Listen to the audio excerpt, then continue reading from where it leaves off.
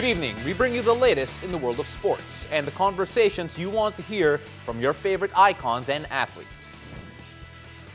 I'm Paulo De Rosario in tonight's game plan. Tyler Tia joins us to discuss Anthony Davis' return for the Lakers. How excited should fans be, and are the purple and gold now favorites to defend their title? Volleyball stars Jovelyn Gonzaga and Ranran Abdilla also join us to share their shift of focus towards the sand courts for Team Pilipinas. And we get an exclusive with former one lightweight champion Eduard Folayang as he prepares for his big Trilogy showdown at 1 on TNT4. Joining us still virtually is my co-host, Laura Lehman. Lau, you know, your background is always one of my favorite things to point out. It looks amazing. Again, different from last time. I'm excited to see what happens tomorrow, but it's so nice to see you safe and healthy again. Thank you, Pao. Yeah, I'm less of a plantita now, and I have books behind me trying to brush up on my sports knowledge for the show. Absolutely. Now, from Lau's room, we move on to Orlando, Florida. Let's fly to Orlando, Florida for some purple and gold action with Lakers star Anthony Davis. LeBron James still recovering from his ankle injury, but AD is good to go. His third game back for Laker Nation. Davis averages 10 points in his first 2 games back, looking good early in the ball game with these jumpers. AD finding his spot and getting the jumper to fall. Now, how about AD running the floor? We're going to see that in just a bit here on the fast break. Looking good from his leg injuries. Anthony Davis with the finish. Davis plays 31 minutes in this game, still making baskets until the end game. AD with 18 points, and the Lakers win by 11. They will face Russell Westbrook and the Wizards on Thursday, 7:30 a.m. on NBA TV Philippines. Now let's take a look at AD's numbers since his return, slowly coming up in each game. Points, shooting percentage, and minutes played. Things are looking promising for the Lakers. With the return of Anthony Davis and the anticipation of LeBron's comeback, Laker Nation is once again very much alive and ready to catch fire. But with the emergence of other contending teams in the league, realistically, how excited should Lakers fans be at this point of the season? Now, joining us to help with our discussion, we welcome back NBA hype analyst Tyler Tio. Tyler, how are you doing? Nice to be here. Thanks so much for having me. Doing good. Right, Tyler. Well, you're not just an NBA hype analyst. You're also a player, one of our favorite basketball players to interview. So we want to get your standpoint from a player's point of view. How tough is it to return from an injury after missing more than 2 months of basketball like Anthony Davis did? It's super tough, especially because, physically, first of all, of course, you're not in the same shape. You're not in playing condition. So it takes a while to kind of get your wind back. And mentally, I think it's even more challenging because there's always that doubt that maybe you're not 100% or maybe you can injure the same body part. There's always doubts that creep up at the back of your mind. So it's always tough, both mentally and physically. You're talking about expectations a while ago, and when you look at Anthony Davis, him coming back into form, still not the AD that we normally see. How excited should Lakers fans be knowing that some of their key pieces are rounding into form at a crucial part of the season? I think we should be super excited because we shouldn't overreact to the first 2 games that AD played. As you can see from the third game, he's slowly finding, his footing. So we all know what AD can do when he's at full strength, and we know he's a top 5 player when he's healthy in the NBA. So I think we should be super excited, especially with the addition of Andre Drummond. I think the Lakers can do some damage in the playoffs. Well, Tyler, you mentioned Andre Drummond. There's also Kyle Kuzma. Of course, Anthony Davis is back. But we can't forget that LeBron is still not there. And obviously, he is, I guess, arguably the biggest piece that the Lakers have. Is it still going to be a challenge with him gone? I mean, do we have to wait for his return in order to be back in that championship beast mode? For sure, we won't be the same team without LeBron, but at the same time, as a Lakers fan, you got to see the silver lining. Guys like that, Horton Tucker, Kuzma, and even Markieff Morris, they have the chance to get their rhythm, to get their confidence, so that when the playoffs come and when LeBron and AD are healthy, they can step up when the Lakers need them to, because the Lakers will need them to step up in the playoffs. Tyler, first of all, sinabi mo kanina when we, as if you're part of the whole Lakers community did I and say team and we? fandom. You said we, and I caught you there because I know you're a Lakers fan, or at least rooting for the Lakers at this point. But now, being realistic and trying to manage kung saan mapupunta yung Lakers in terms of yung playoff seedings, do you think that it matters to them at this point? Because there is a big possibility they're going to be in the middle of the standings and will play a tough team like Denver or maybe even Dallas. You never know who they'd end up with. Mm-hmm. Is that something Lakers fans should be worried about? I don't think so, because at the end of the day, you have to go through the best teams to make it to the finals anyway. So I don't think home court advantage is that big of a deal, especially with a team that's as experienced as the Lakers. They already won a championship last year. They pretty much have the same core intact, so the chemistry is still there. Save for Andre Drummond. So I don't think the Lakers nation should be worried. I think whoever faces the Lakers in the first round should be worried. Oh my goodness. Well, Tyler, Sana Utah. Well, again, Pao just mentioned that you use the term we when you talk about the Lakers. Now, if Pao were to use the term we, it would be about him talking about the Utah Jazz. And right now, if I'm not mistaken, I think the Jazz are the only ones who are pretty much assured a seat in the playoffs. Do you think that the Lakers can get past them, considering how well they've done in the past months? Lau, why do you want us to fight today? All right, but answer that first. Go my ahead. job. Can the Lakers get past the Utah Jazz? You're asking me? Yes, basically. Yes. Oh yes, my they can. goodness. Yes, All right. They can. Okay, Tyler. Let's keep it there. All right. So, look, regardless of who they face in the playoffs, Lakers' health is still an issue. Do you feel that by the first round they have to be fully healthy to come out unscathed? Or sa palagay mo ba that even if they're trying to round out the form, they're going to be okay? Do you have any suggestions for them? Mga secret drinks or mga secret ointments na pwedeng gumana in that case? I don't think I can share anything with them, especially with guys like LeBron James, who allegedly spends like $1 million a year on his body and his health. So I'm sure they know what they're doing. And in terms of pacing for the playoffs, it'd be great to have them all fully healthy by the first round. But if not, I think it'll be part of the process, and they have more than enough talent to get past the early rounds. But for sure, they're gonna need to be fully healthy when it comes to the finals and the later rounds of the playoffs. My bad. Okay. All right, sure. They. Pao, again, you mentioned that secret ointment or drinks that they have to drink. But besides the whole physical aspect, I'm sure there's a mental toll and a psychological toll that gets to these players, especially deep within the playoffs and the finals. Now, I know for Coach Tai, since I was Ateneo Court reporter, meditation was a big thing. I don't know how it is with basketball players. Would you say it helps you, or do you practice it? I actually do. I'm glad you mentioned that. It actually helps a lot because there's so much that goes on in your mind throughout the day. Sometimes you just need a few minutes, really, just to calm down, calm yourself down, just breathe, and just be in the moment. Mm-hmm. Meditating, getting ready, being in the moment. Sabihin natin na Lakers end up in the finals, okay? Maybe at the expense of my Jazz, you never know. Sabihin natin that they reach the finals and the team that they go up against are the Brooklyn Nets. A lot of people are saying that this is going to be the group that could probably challenge the Lakers pound for pound, possibly in the finals. How intriguing is that matchup? Who's the favorite in your mind, at least on paper? And is that the team you're most excited to see if ever the Lakers end up in the finals?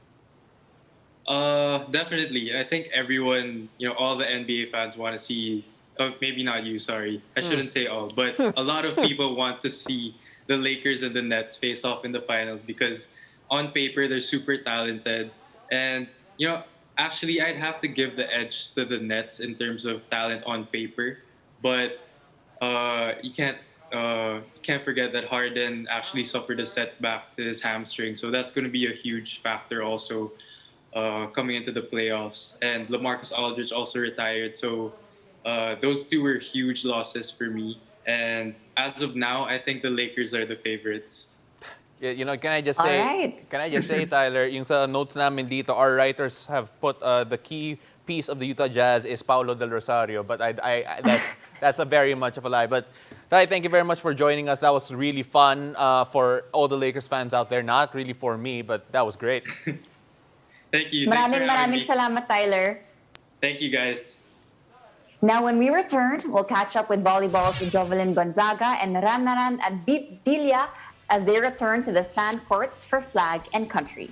Keep it here. You're watching The Game.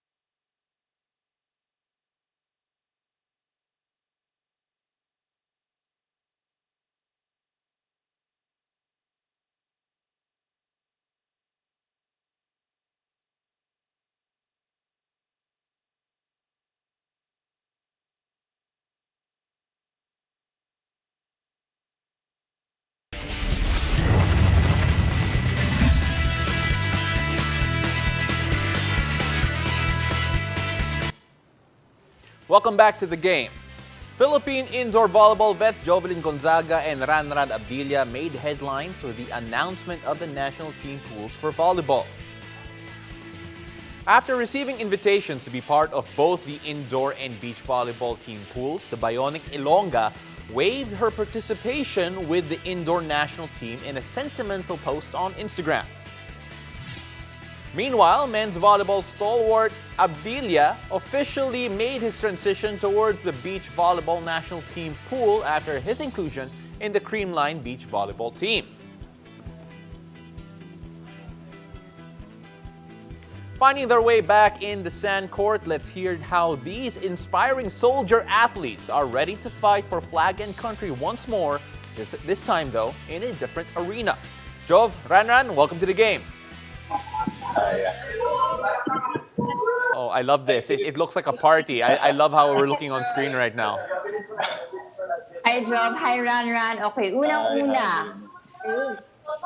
Hindi ko alam kung ako lang pero parang ang aga for retirement. Parang ang aga for retirement, especially for you, Job. Hindi ka ba namin mapapanood sa PVL ever? Sa PBL, maglalaro pa rin ako sa PBL. Oh, okay. Thank goodness. Actually, reunion na rin sa amin ni Ranran. Dito na tayo nagkita. Pwede kayo magkwentuhan dito eh. Yeah, but then, Ran. Joe, okay. Say, kayo muna. Kasi mag-catch up muna kayo. Okay lang yan. Joe, anong naisip mo at nag-retire ka na sa indoor? Hindi ako magre-retire sa indoor. Kumbaga, nag-beg off lang tayo sa national. Okay. Okay. At least klaro na yan. Sinundan mo ako eh. Ayun, dito eh. No? Alam mo, now we have a problem here kasi Ranran's after our jobs also eh. So umalis na siyang indoor team, so na beach volleyball team na siya ngayon, he's after our jobs. Pero yun nga, Ran, looking at yung sitwasyon mo, I'm sure nakausap mo yung management ng men's team, indoor team bago ka ng beach volleyball. How was that conversation like? Anong nasabi in those meetings? And how excited are you for yung beach volleyball niyo? Actually, last nung 2019 SEA Games talagang dapat magbe-beach volleyball na ako. Kaya lang syempre dahil si coach kinausap ako ni Coach Dante na wag muna, this time kailangan muna namin magtulungan. So ayun, hindi ko tinuloy yung pag ko sa beach volleyball. And guys, this is a question for both of you because I'm very curious. Would you say na iba yung mga skills na kailangan nyo for beach volleyball compared to indoor volleyball? Na parang iba ba yung training mo, kumbaga? What are your thoughts about that, Jov? Actually, sobrang iba siya kasi iba yung approach sa indoor, iba yung receipt sa indoor, iba yung set sa indoor compared to beach volleyball. So, malaki talaga yung difference niya when it comes to beach volleyball and indoor. Pagdating sa malayo talaga. Tama ba ako? Correct me if I'm wrong. Ayun. Actually, malaki talaga yung pinagkaiba niya. Pag nanggaling ka kasi sa indoor, pag galing ka sa indoor, pag naglaro ka agad ng beach volley nang wala kang training, sobrang hirap niya talaga. May mga techniques kang i-train. Kung hindi ka kasi basta-basta pwedeng tumalon na lang ng kagaya ng indoor eh. Kailangan mo makuha yung mga techniques para makatalon ka ng maayos. Well, Jov, you elected to be part of yung beach volleyball team. Yun nga, you begged off from yung indoor national team natin. How easy was it to make that decision to say na, okay, stop mo na ako mag-indoor, mag-beach mo na ako, and still representing the Philippines? Ideally, still part of the pool, technically hindi pa officially selected. But then how easy was it to commit to doing beach volleyball instead? Actually, sir, hindi talaga siya madali. Nangitin na akong part ng national team. Actually, na-misunderstood niya ng ibang tao yung pag-beg off ko na parang ang dating is parang included na ako sa part ng national team. Hindi. Nag-beg off ako para sa slot ko na parang mas mabigay pa natin sa mas karapat dapat na pwedeng mag-try out. So, to make to make it clear. So, nag-shift ako sa body kasi same thing with Ranran. Kasi 2018 dapat volleyball na ako. Kaya lang kinausap na ko ni Coach na student pa ako ng indoor body. So, binigay ko ng Coach Dolo. And that time, yung 2019 talaga siya, hindi ko na ina-expect na makakabalik pa ako sa indoor volleyball national team since galing ako sa ACL, MCL, meniscus tear. So parang tanggap ko na hindi na ako makakabalik sa national team. So it's a blessing talaga sa akin. And ayun nga.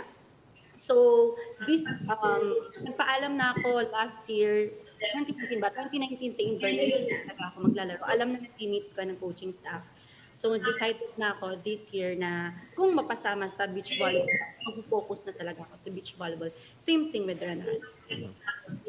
Well, aside from being both indoor and beach volleyball players, you two have something else in common. You're also soldier athletes, which is a very big deal that we are both very proud of. So, paano ito mag-work? Are you still active for duty even though you'll be playing? Ran? Actually, may tinatawag tayong pag athlete soldier ka, may tinatawag na tayong detached service galing PSC. Once na lumabas yung letter na yun from PSC, so yung duty na lang namin is nasa national team na lang, training na lang kami ng training doon. So walang magiging problema doon sa job namin. Well, Job, I'm assuming na same situation for you also. Pero Ran, looking at yung, obviously you're now committed to yung beach volleyball. But are there any other places that you will be training in? I know Creamline, of course, yung mga mother club nyo. How, can you talk about yung mga preparations mo? Let's say nag-full swing na yung mga training. Kamusta kasi siguro yung schedule mo? Who will you be committing to in terms of yung training? And if ever kailangan mo pa ba mag-report in terms of yung sa service mo? As of now kasi hindi pa kami pwede basta-basta na mag-training agad nang walang lumalabas na detached service galing PSC. So ang ginagawa ko ngayon, nagsa-self-training ako, nagko-conditioning ako. Pero yung mga ibang teammates ko naman mula January nakababol na sila. So siguro medyo pag nakapag-training ako doon, medyo mahaba-haba yung nahabulin ko kasi talagang pag nakikita ko sa yung katawan nila ngayon, grabe. Grabe, sobrang kondisyon. So, ayun. Well, both of you now, you're very, very much paving the way for beach volleyball here in the Philippines. So for our last question, I guess we would like to ask you, what is your biggest wish or hope for the trajectory of beach volleyball here in the Philippines? Jov, would you like to start? Yaran. Para makapag-isip ka na sarap. Sige. Sige, ikaw muna. Actually, nakikita na kasi natin, ang ganda talaga ng direction ng beach volleyball dito sa Philippines. Kasi nakakuha na ba sila ng medal run? Or almost? Nag-bronze na sila. Nag-bronze sila last year. Sobrang ganda nung takbo ng beach volleyball. And nakikita siya ng scope na may mararating ang beach volleyball ng Pilipinas. Kahit naman nung mga times dati, hindi lang talaga natuloy yung program ng beach volleyball. Ang sabi nga nila once na talaga na consistent lang, tapos na talaga yung consistent program, and aangat, kalalagyan nila. Ikaw naman, Ran.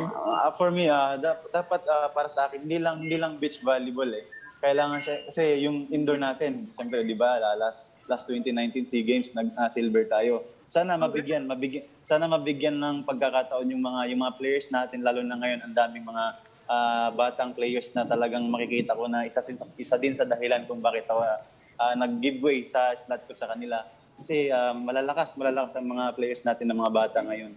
So sa beach naman, sana mabigyan kami ng pagkakataon na ma-expose yung exposure kasi kailangan namin So imagine yung training namin last 2019 SEA Games. 6 months lang yung duration ng training namin. So kami alam namin talagang sobrang ikli lang ng panahon. Kung ikukumpara natin sa ibang bansa na talagang 3 to 4 years na magkakasama na sila, ang dami lang nalalaruan. So yun lang. Siguro more on international competition, more on exposure para syempre umangat yung skills ng level ng volleyball dito sa atin. Alright, maraming salamat, Jov and Ranran. Hopefully, we'll see you back soon. And good luck with your beach volleyball journey. Thank you. Now, after the break, we'll get inside the mind of former one lightweight champion Eduard Folayang as he gets set for an epic trilogy against Shinya Aoki at 1 TNT4. Stay tuned. You're watching The Game.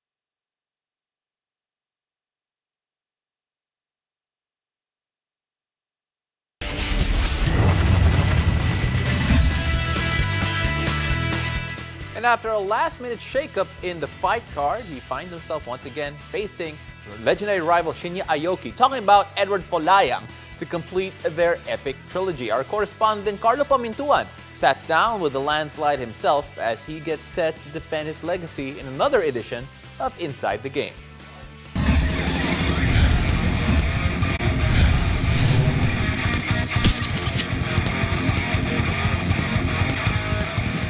We are now with Eduard Landslide Folayang, who will be competing on April 29 against Shinya Aoki for one championship on TNT. Eduard, kamusta? How's it been in your training?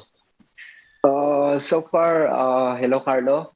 Thank you for this huge opportunity. Maganda naman yung training natin. Siyempre may sudden change ng preparation dahil napalitan yung opponent natin, pero we are still good to go. Nagpe-prepare tayo ng maayos kasi we are looking forward na magiging maganda yung performance natin this time. You were deep in your preparations for a fight against Yoshihiro Akiyama, no? Si Sexyama, as we all know him. When it was canceled, he had to pull out due to an injury. Ano yung initial reaction mo? Siyempre parang, naku, mag-aantay na naman tayo ng matagal na laban dito kung wala tayong magiging kalaban. Siyempre medyo na-dismaya kasi andun na yan, nagpe-prepare na tayo, pinapag-aralan natin kung paano siya lumaban. And then nung sinabing na-injury, siyempre parang naku, sayang yung effort na ibinigay natin. Pero siyempre we are positive pa rin na probably may papalit. And at that same time, yung laban naman ni Shinya Aoki against Sage Northcutt was also canceled. And it led to you completing a trilogy against him. First of all, Eduard, I think your victory against him in 2016 ranks as one of the best Filipino performances in mixed martial arts. Just to have a chance to fight him again, what does this mean to you? Kasi level kayo ngayon, 1-1 yung record nyo. Siyempre na iba yung feeling kasi coming into the past fights, hindi naging maganda yung performance ko. Honestly, mahirap yun para sa akin. And then, nung sinabi na trilogy kami kay Shinya, parang I look at it as a big opportunity for me. Kasi alam naman natin na magaling yung si Shinya, lalo na kapag pinag-uusapan yung ground.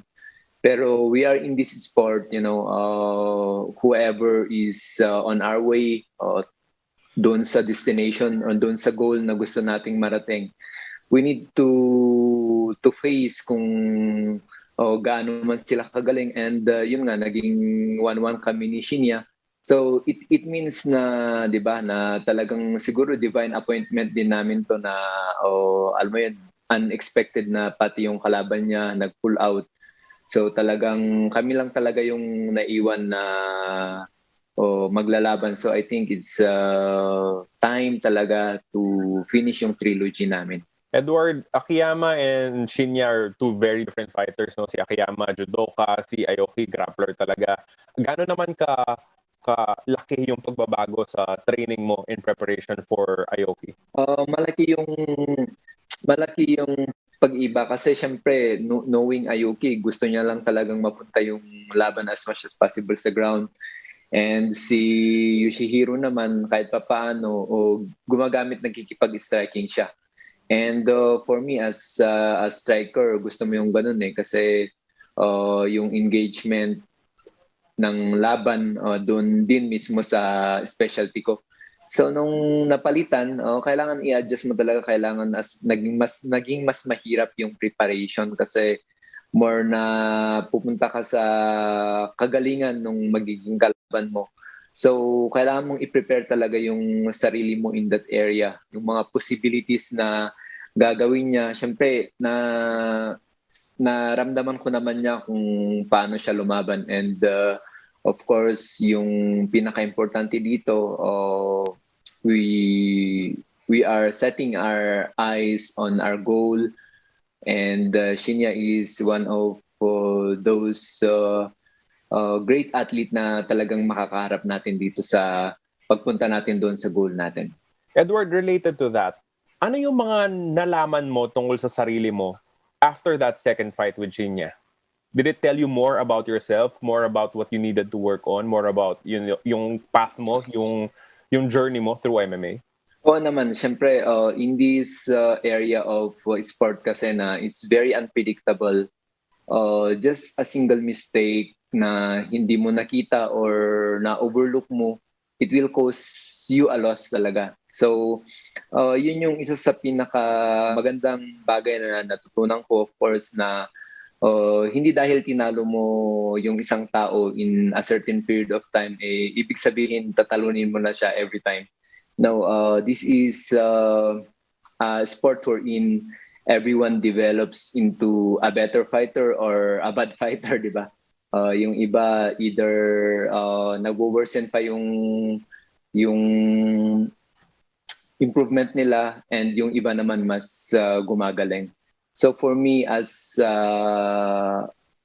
I am in this journey, natutunan ko talaga na talagang magaling din yung nakalaban ko na to sa ground, and he was able to get me on that fight.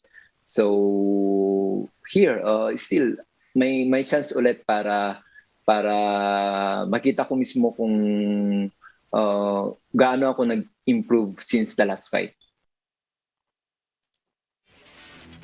And of course, don't forget to catch the explosive One on TNT4 card live at 8:30 a.m. on One Sports and One Sports Plus on April 29, and an encore on TV5 on May 2 at 12 a.m.